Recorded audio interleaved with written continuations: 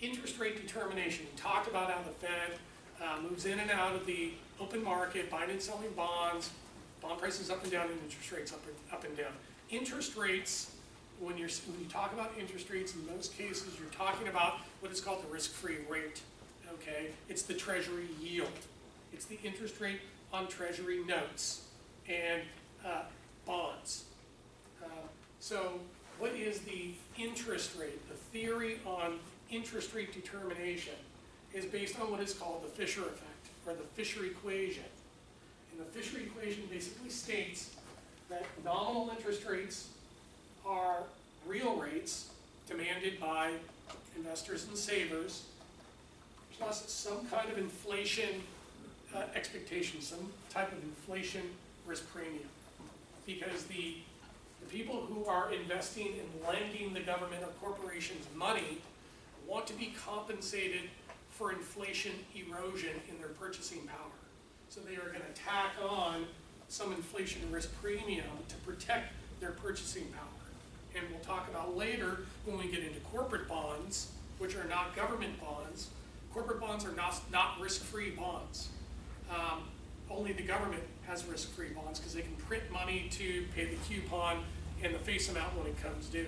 Corporations have to pay additional risk premiums to compensate investors, to motivate them to invest in those bonds. And at the end of the day, that determines their cost of debt. And they use more debt than equity. So that does it depend on which government? What? Oh yes, it does matter what government. But the assumption is that the US government will never default on its bonds, but other countries have, such as the Russians and other emerging markets, have defaulted on their bonds and will default on their bonds. And I believe that that will be the impetus of the next recession. And decline in the stock market will be manifested from sovereign debt. Okay.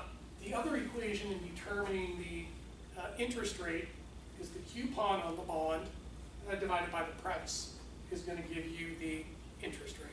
So one's a valuation equation, one's a theoretical equation, but they both determine interest rates. So obviously, if the prices go up, the interest rates go down. If prices go down, the interest rates go down.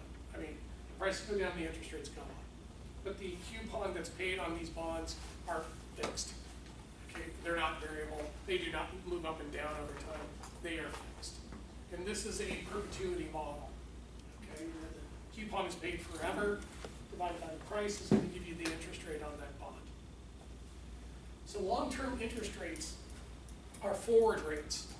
Okay, so when we talk about the yield curve, which is maturity by interest rate, the long-term interest rates are basically the geometric averages of the short-term rates. Okay, it's a geometric average. So long-term rates are forward rates made of short-term interest rates.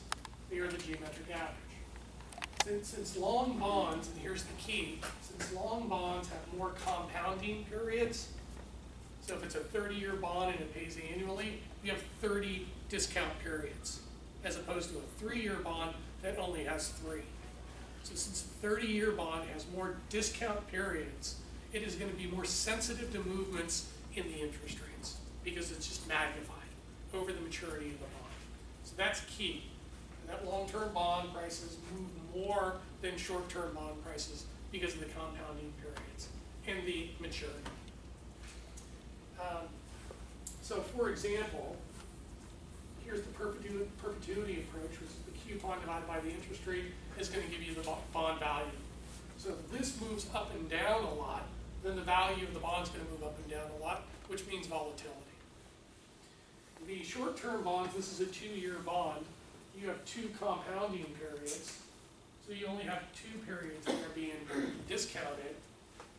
If there's movements in the interest rate, it's not going to have that big of an effect on the value of the bond, as opposed to a long bond that has more coupon periods but a lot more discount periods.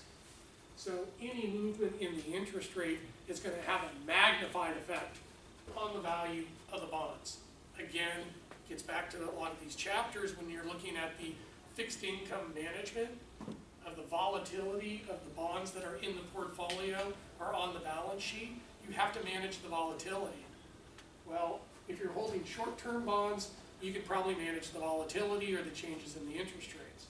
If you're holding a portfolio or a lot of long bonds on your balance sheet or in your portfolio, you better have risk management tools in place, because small movements in the interest rate are going to cause wide movements and lots of volatility in the bond value.